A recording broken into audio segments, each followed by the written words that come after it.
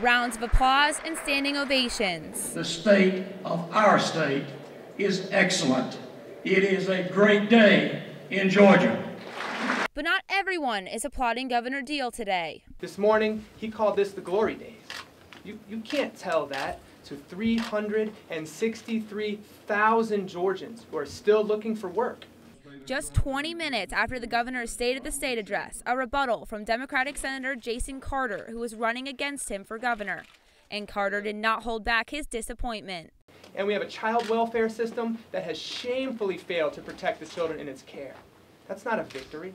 It's a moral failure that's been ignored for too long, and Governor Deal ignored it in his speech today. What Governor Deal did include in his speech was a lot of statistics, and here's the breakdown.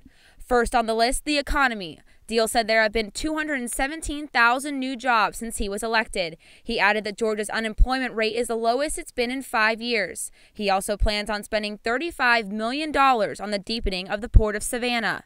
We have studied and planned long enough.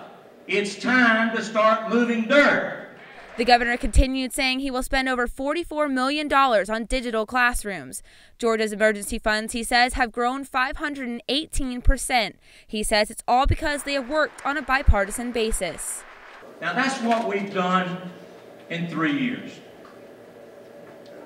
Just imagine what we can do in another 5 years.